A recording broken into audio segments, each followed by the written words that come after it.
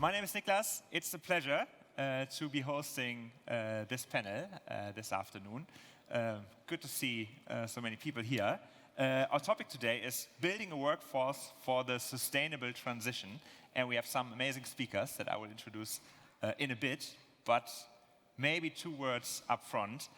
Europe is undergoing a massive transition, right? The EU wants to become climate neutral by 2050, and in the middle of this change is the workforce, the people that are practically executing this transition. And in the next 5 years, the EU estimates that 5 million green tech workers are missing, and this has been called the green skills gap. So we need people with special technical skills, green skills to install PV systems, heat pumps, wind turbines. We need people to plan or to come up with new solutions. We need sustainability managers, ESG experts, possibly. So basically, people of all professions to make the switch from a CO2 emitting fossil industry into a climate neutral green industry happen. And this is what we're going to discuss today.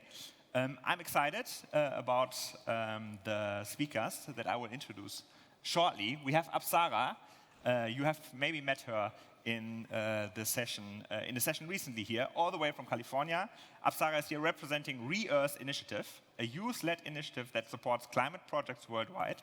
She's also one of the youngest engineers at NASA, where she's working on the next moon operations, so aerospace. And you have heard from her earlier today. Then we have Sebastian Kortmann, president of the Chamber of Commerce, Chamber of Industry and Commerce, IHK, here in Berlin. He opened the festival yesterday together with the major. He has founded and exited his startup Tixu at a young age, led several other companies and startups, and today he will tell us about how companies in Berlin cope with the shortage of skilled workers, and also about his latest project with the IHK, where they are bringing the German vocational training to Namibia. Sebastian Kortmann is a top 40 under 40 professor in the world. He is professor for strategy and innovation at the Amsterdam Business School and director of the Amsterdam MBA, one of Europe's leading MBA programs. Khurram is co-founder of Smalt. He's born in India, has a master from Stanford University, made a career at McKinsey, founded an edtech startup in Africa, and now works at Smalt, where they are building academies to train unskilled workers, mainly immigrants, to work in green tech construction projects, so PV and more. Let's welcome them with a warm applause, maybe to start. And then let's dive in. Apsara, you are a climate activist and now you work at NASA. Please tell us your story. How did that come? Yeah, I always, and I said this earlier too, I've been a climate activist far longer than I've been an engineer.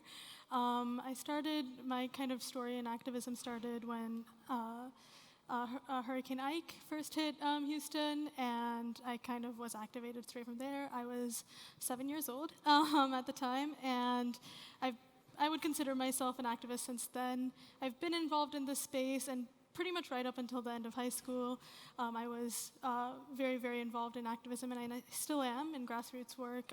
But I, like many activists, got a little bit frustrated with the slow pace of change. So I wanted to be a little bit more impactful in the technology being developed. So I pursued a technical education and found my way to first commercial aviation and then aerospace at large at NASA. Cool, where you now bring sustainability or the sustainable transition even to a big corporation or a big organization like NASA. And with Rio Earth, you are supporting local climate action projects worldwide. Could one say you enable people to make green careers with Rio Earth in the local projects? Yeah, it's a tall order, but I do think we definitely attempt. So Rio Earth Initiative, we started off as a youth-led kind of movement, and then we transitioned to a nonprofit. We started off organizing in the height of the pandemic in 2020. where we mobilized thousands of people around the world to take climate action and commit pledges. Since then, we've kind of transitioned to different efforts, and we're a little more structured now. One of our main efforts is this re-granting effort that you've kind of alluded to, where we provide small microgrants to local projects all over the world, especially in frontline and marginalized communities. And our purpose is to see if we can provide knowledge and resources to projects that nominally wouldn't get them. So we definitely try our best to enable or at least kickstart some green opportunities. Worldwide, yeah, okay. And here in Berlin, Sebastian, 90,000 people are working in the startup scene. What impact does green tech have for the city of Berlin, and is there a shortage of skilled workers here in Berlin?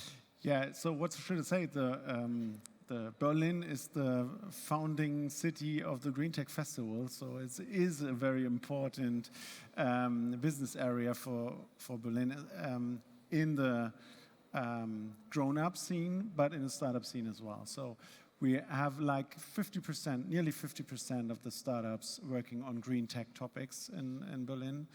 And we have a lack of skilled workers in Berlin as well. We analyzed it, like 90,000 people are missing within the next 10 years.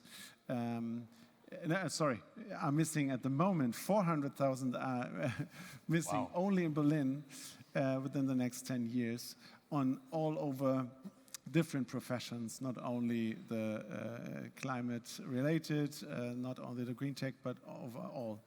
And so we're working hard on it, especially as, of course, Berlin is interesting for talents to get here, because there's very attractive for young people to come to Berlin because of the cultural scene, because of the like 70 interesting research and scientist institutions.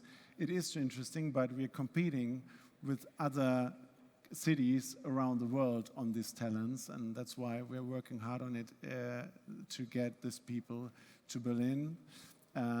And yeah, so there are a lot to do, I would say. But yes, especially for green tech, I think we are a hotspot. Yeah, cool. And also possibly for international talent, Berlin is really like a role model in Germany. Yes.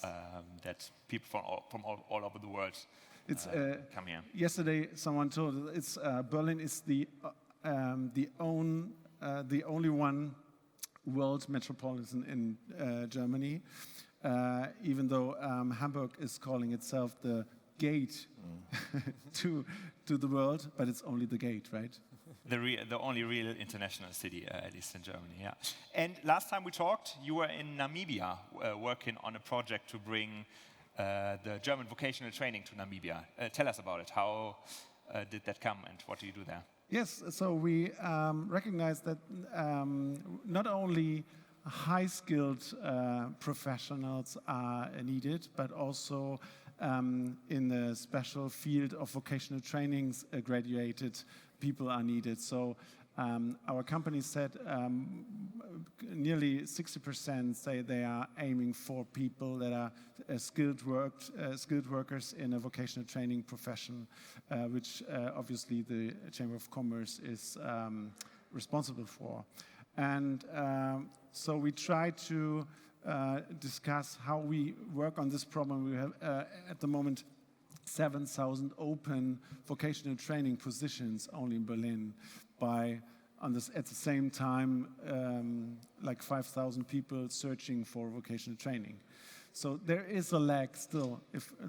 When we match all of them, we still need more people on this vocational training topic. And then we had a look at all the international programs on how to get international talents to Germany, to Berlin, and we recognized that there's a huge problem in integrate them in the local labor market. And that's why we said, okay, let's do it the other way around, not picking the people from foreign countries where there's a high youth unemployment, where there is totally different demographic situation, like more youth than retired people, and not bringing them to Berlin and throwing them into a vocational training, but do it the other way around.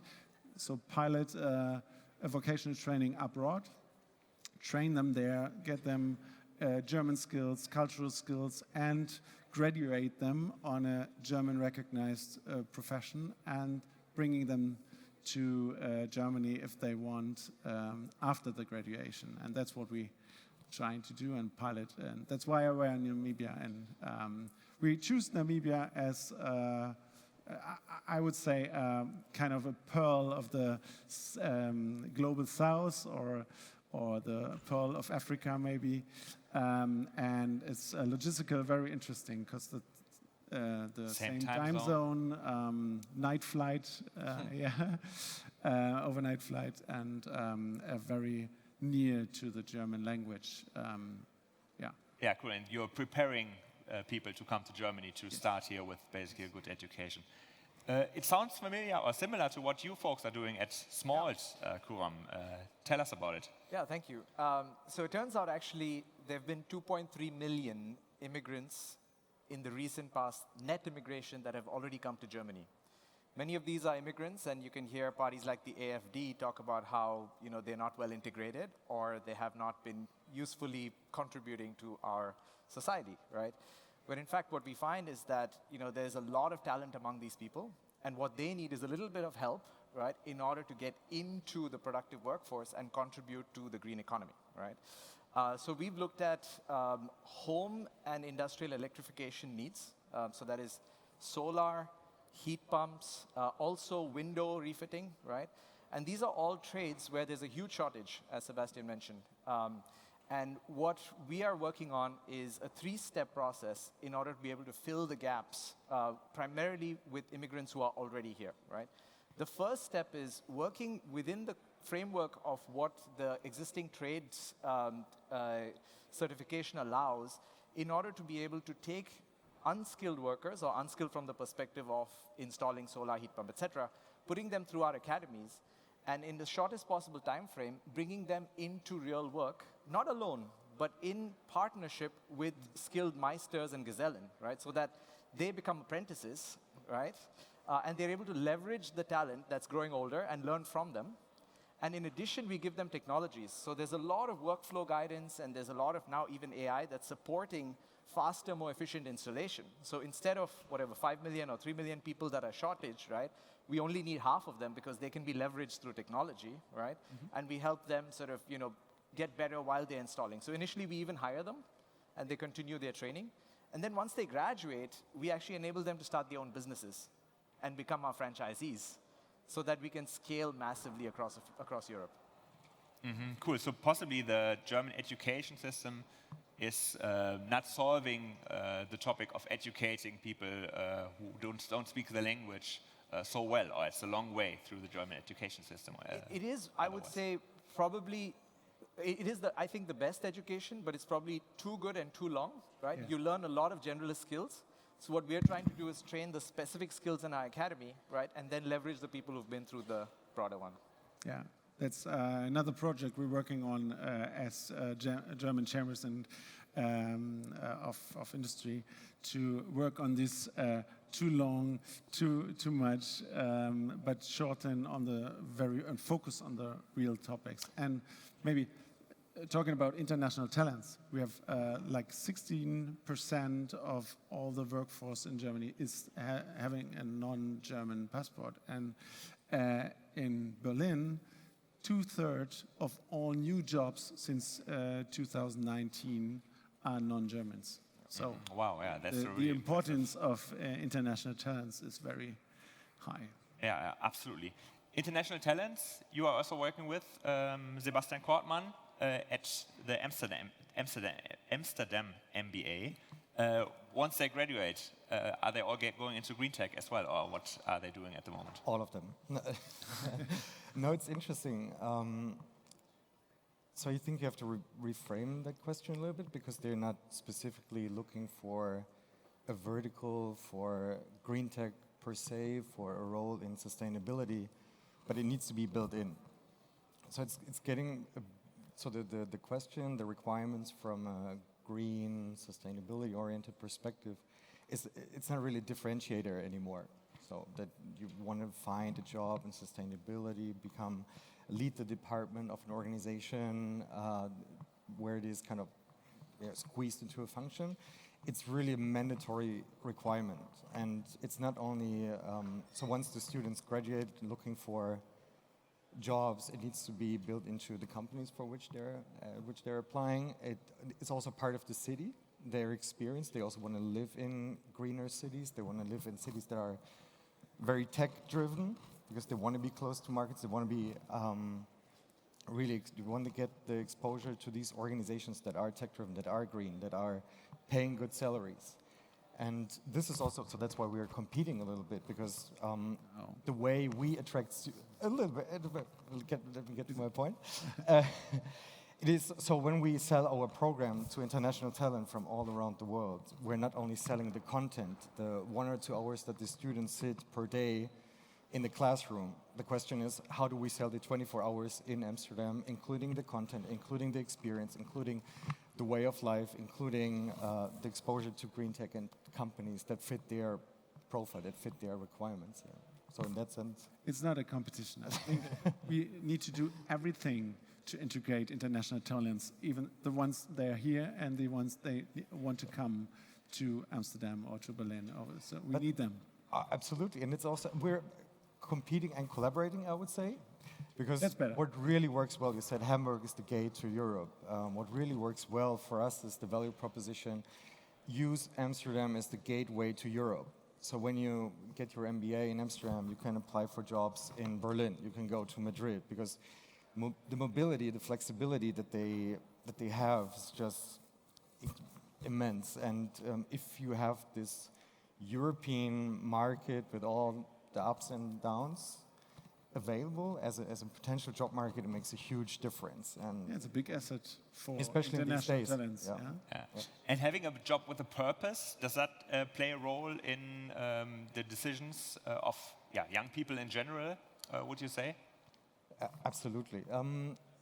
But maybe a story from, so when we design our curriculum, the different courses, we always had sustainability or purpose-driven strategy as an elective that they could choose, because you want to kind of test the market, whether students are actually willing to pay for these courses. And the numbers weren't great, because they looked for other skills, for tech skills, for more analytical skills, for sales skills. So something that really has an immediate benefit, which is why we made it a core course, a mandatory course that everyone has to take. We looked at every single course and made the topic, anything that's related to sustainability, to purpose-driven strategy, part of every single course. So also challenging the teachers to define, if you teach competitive strategy, how do you look at it from a purpose-driven perspective? If you teach marketing and sales, how to avoid greenwashing, how to come up with a value proposition that is not overly selling something that doesn't exist. So it's more integrated, and that approach works way better, because now we actually see also students really saying, what we like about your approach is that it's really built in, it's in the DNA of your of the courses, of the program, and that sells way better than having it as an individual course. So yes, definitely, but it needs to be really built in to also build the credibility. Yeah. On the positive side, there could be an advantage for green tech companies. Say we offer jobs with a purpose versus a job in a fossil-dominated old industry to actually have an impact on the world. Yeah. When we've seen all these climate activists, I mean, we've seen in the last years a lot of people going to the streets even. Can we get all these people into green tech jobs? Apsara, what do you think? Is that a possibility for that?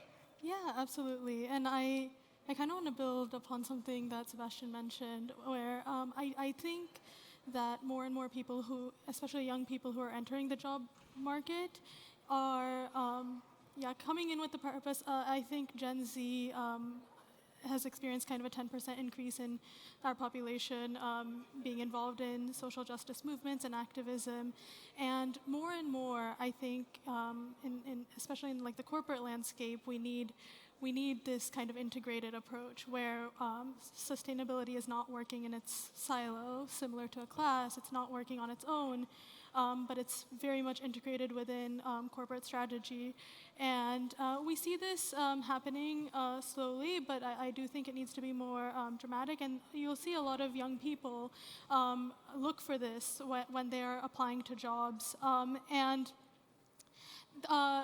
There's also, I think, a disconnect between the young people who are involved in social justice, activism, and climate activism, between how they get from that space to the technology space or the corporate sustainability space. Oftentimes, I think what happens with climate activists is they become sort of a mouthpiece, if you will. They're asked for their opinions, they're asked for their perspectives, but there's no mentorship or guidance for them to truly get involved in the decision making, in the solutions development, because they don't have institutional power yet.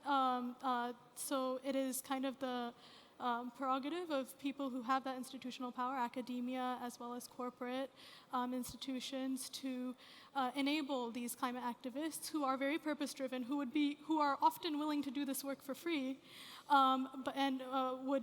would like to enter these spaces, to provide them mentorship so they can do so. Mm-hmm.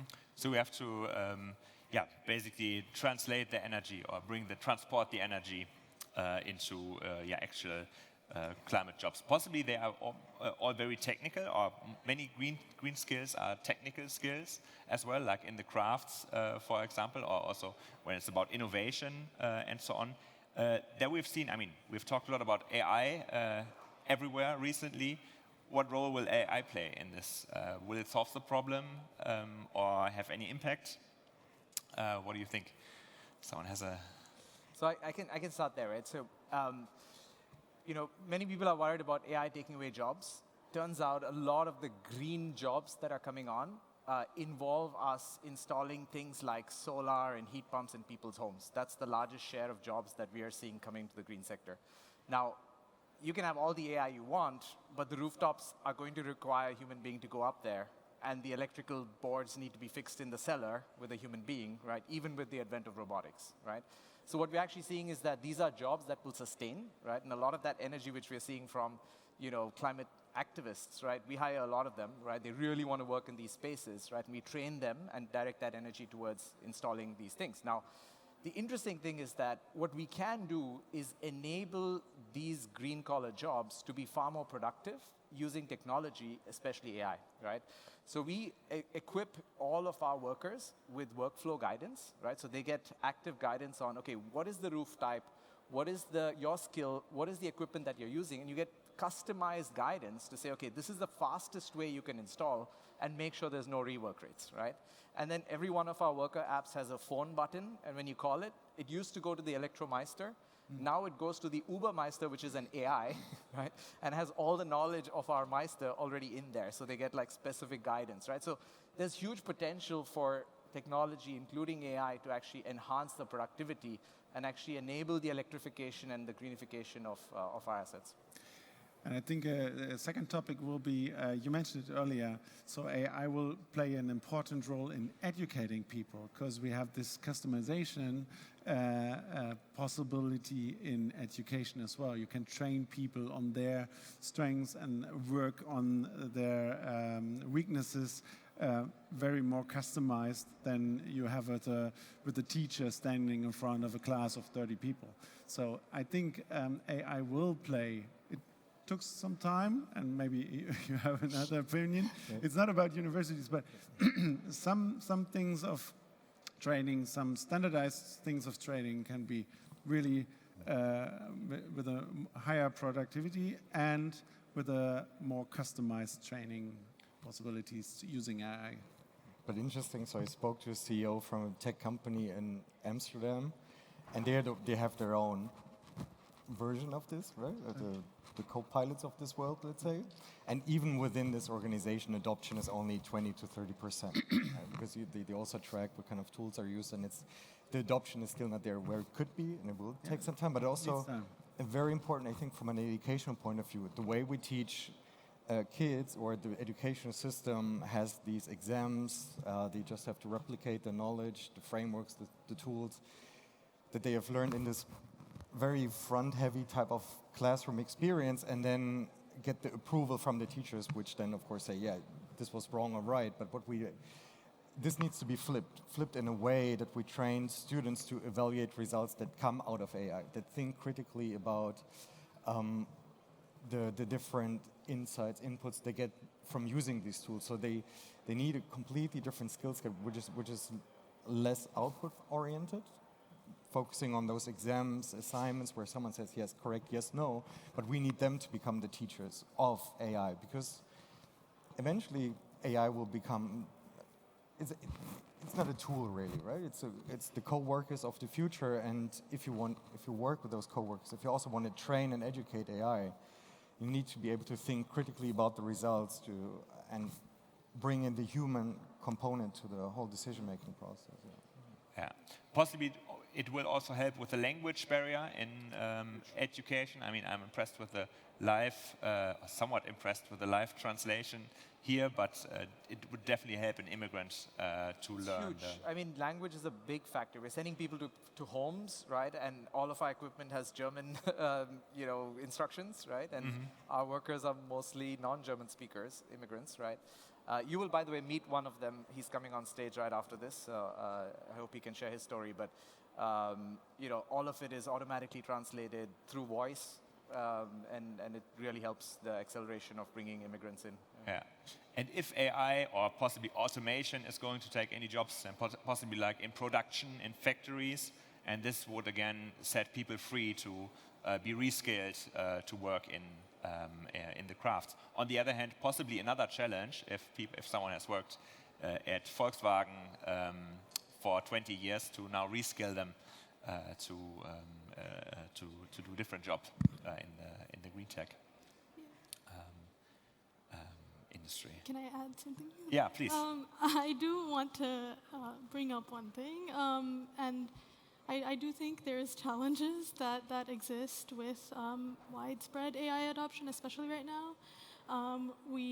There's a huge energy sink, so I do think there's a host of challenges that we should address before, kind of in parallel to adoption. But I do agree with the fact that AI can be a tremendous tool, not for replacing, but for kind of aiding, enhancing the work that we already do. There's one thing that AI, I think, maybe lacks, and that's creativity.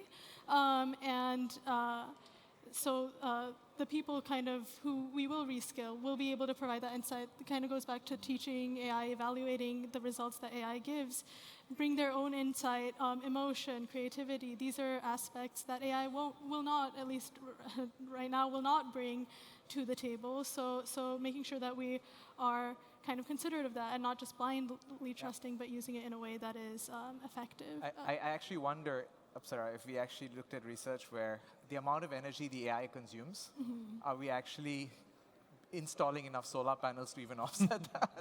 Yeah. I think right now what it is we're building enough renewable energy to just account for the additional energy usage. So we are still reliant on fossil fuels and that sort of thing. So yeah, it's crazy. Hopefully there will be a development as well to make this more energy efficient. We just need to install more solar panels.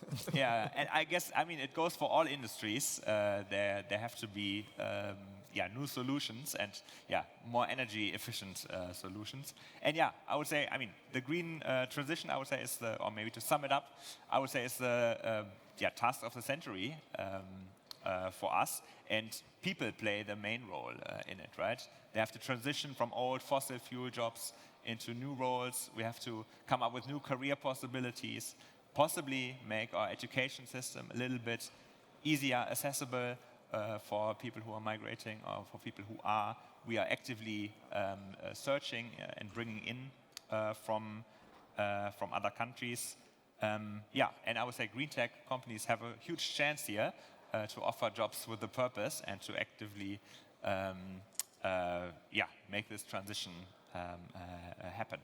Yeah, and I would end with a quote from German climate activist Luisa Neubauer at a conference in Hamburg, I think 2 years ago. She said basically, if you have the chance, if you're working in the fossil industry, then quit your job in the legacy industry and start working for a company that is committed to a real change. And yeah, then I'm positive that basically we can make the energy transition happen in Europe. Thank you very much for your attention.